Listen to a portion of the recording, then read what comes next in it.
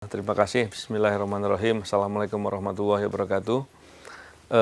Kawan-kawan, saya ingin memberikan statement beberapa hal terkait dengan tuntutan dari Jaksa Penuntut Umum berhubungan dengan serangan kepada saya yang disidangkan di Pengadilan Negeri Jakarta Utara. Yang pertama tentu saya setelah melihat berita di media bahwa penuntut umum menuntut kepada kedua terdakwa dengan tuntutan 1 tahun penjara dan disampaikan juga pasal yang disangkakan dalam tuntutan itu adalah pasal 353 ayat 2. Di sana saya yang pertama memang apa yang saya katakan sebelumnya bahwa ini banyak kejanggalan semakin memperlihatkan. Tentunya secara pribadi saya sejak awal serangan saya sudah pernah mengatakan bahwa saya tidak ingin serangan kepada saya ini mengganggu saya dalam berjuang memberantas korupsi ke depan. Oleh karena itu saya memilih jalan untuk bersabar dan tidak menuntut kepada siapapun.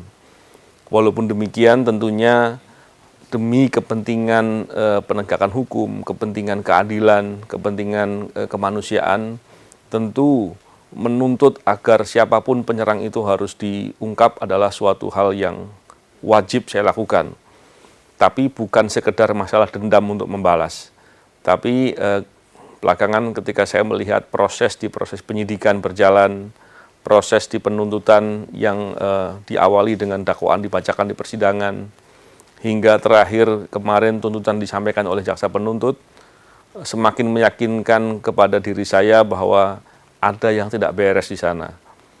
Setiap proses dilakukan, saya bersama dengan tim kuasa hukum, koalisi sipil, menyampaikan kejanggalan-kejanggalan ke publik, agar ini bisa dipantau dan dilihat. Kenapa ini terus saya lakukan itu? Karena pada dasarnya saya meyakini dengan sejelas-jelasnya serangan ini bukan hanya serangan kepada diri saya, tapi serangan ini dilakukan karena saya melakukan tugas memberantas korupsi. Ini adalah upaya serangan kepada upaya pemberantasan korupsi yang luas, baik itu terhadap KPK maupun siapapun.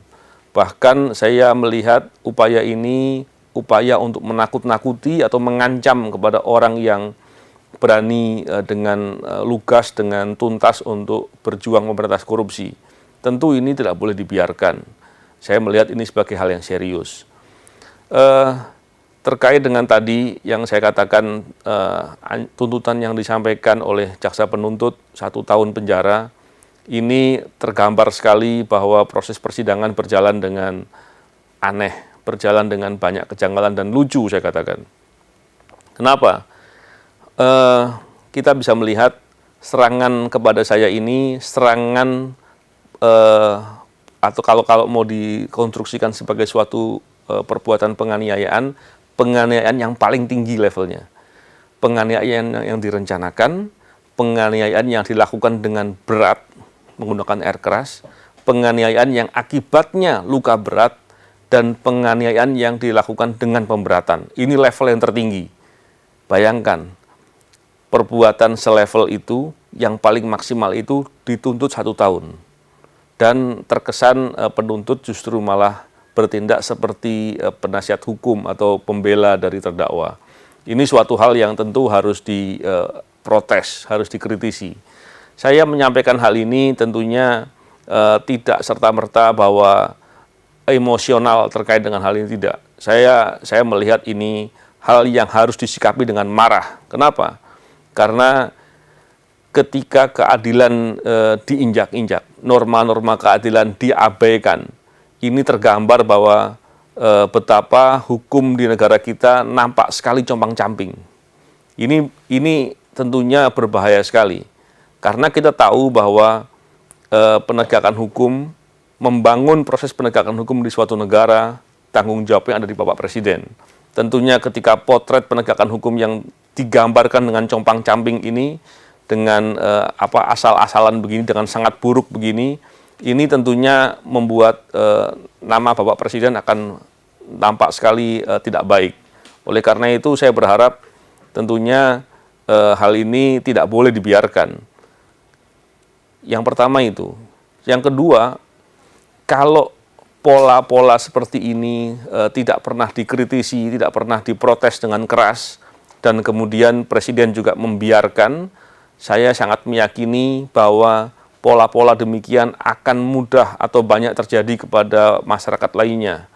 Walaupun faktanya kita tahu bahwa banyak sekali masyarakat yang menjadi korban dari ketidakadilan, dari proses penegakan hukum yang bermasalah yang sudah terjadi. Tapi apakah kita mau abaikan? Apakah kita mau biarkan? Padahal apabila kita lihat penegakan hukum adalah faktor penting untuk kemajuan suatu bangsa. Kita melihat bagaimana upaya dari pemerintah untuk membangun di semua bidang. Bidang ekonomi, bidang politik, sosial, dan lain-lain. Tapi apabila penegakan hukumnya bermasalah, proses penegakan hukum, sistem penegakan hukum, dan bagaimana realisasi penegakan hukum di masyarakat itu ternyata bermasalah, maka kita sulit sekali untuk bermimpi sektor-sektor lain bisa menjadi baik. Dan ini faktor yang paling penting. Bahkan dalam proses upaya memberantas korupsi, masalah penegakan hukum itu menjadi hal yang penting sekali. Tentunya yang saya katakan ini hal yang hal yang komprehensif, hal yang lebih luas, dan saya berharap kita semua bisa melihat ini sebagai permasalahan. Sekali lagi, saya tidak hanya melihat ini dari kepentingan saya pribadi, tapi saya melihat ini sebagai kepentingan semua orang, terutama karena serangan kepada saya ini adalah upaya untuk menyerang pemberantasan korupsi. Dan ini berbahaya. Bahkan kalau kita lihat di era-era belakangan ini, pemberantasan korupsi di Indonesia sedang menjadi masalah yang sangat luar biasa. Bahkan kita tahu dengan terang benderang upaya penghambatan, upaya penghadangan dilakukan dengan masif. Di tengah banyaknya potensi-potensi korupsi, bahkan perbuatan-perbuatan korupsi yang terjadi. Tentunya keprihatinan ini adalah keprihatinan kita semua, dan sekali lagi saya sangat prihatin dengan adanya proses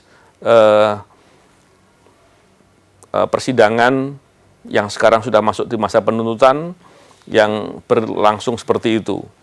Keprihatinan ini bukan pertama kali, tapi sudah saya sampaikan berulang kali, dan ini sudah banyak kejanggalan-kejanggalan yang terjadi. Saya kira apakah ke depan situasi itu akan berubah, apakah kemudian prosesnya akan menjadi baik, bagi saya yang penting adalah saya tetap akan berikhtiar untuk berbuat. Saya akan melakukan protes-protes sebagaimana mestinya dengan cara-cara yang benar. Karena apabila nanti hal itu tidak terjadi, bagi saya telah melakukan apa yang harus saya lakukan. Dan apabila prosesnya putusan kemudian berjalan seperti keadaan sekarang, maka itulah potret dari penegakan hukum di Indonesia, dan ini harus menjadi keprihatinan kita semua. Bagi saya ingin mengajak semua kalangan masyarakat untuk bisa mengkritisi hal seperti ini, baik kasus ini maupun kasus-kasus lain yang menunjukkan ketidakadilan, menunjukkan suatu perbuatan yang menggambarkan potret penegakan hukum yang compang-camping. Oleh karena itu, dengan semangat upaya memberantas korupsi yang baik ke depan, tentunya saya mengajak kepada semua kawan-kawan yang berjuang untuk memberantas korupsi untuk tetap berani dan konsisten. Karena orang-orang yang terlibat dalam perilaku korupsi, koruptor, dan kawan-kawannya, mereka berharap kita semua takut dengan kejadian ini.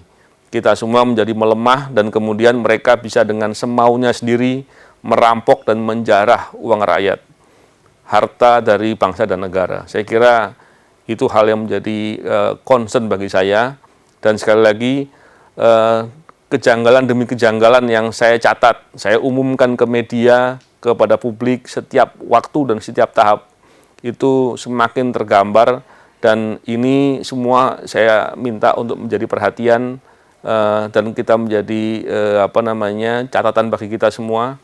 Semoga ini bisa menjadi upaya perbaikan. Saya tidak tahu perbaikannya akan seperti apa, tapi tentunya dalam kesempatan ini saya juga mendesak kepada Bapak Presiden, apakah masih tetap akan membiarkan, apakah terus kemudian akan turun untuk membenahi masalah-masalah seperti ini. Bukankah sejak awal Bapak Presiden memberikan perhatian soal ini, tapi kemudian mempercayakan kepada aparatur yang sedang bekerja? Bukankah sudah sangat cukup alasan untuk menunjukkan bahwa aparatur bekerja dengan bermasalah di sana-sini? Saya kira itu ingin saya sampaikan. Terima kasih. Assalamualaikum warahmatullahi wabarakatuh.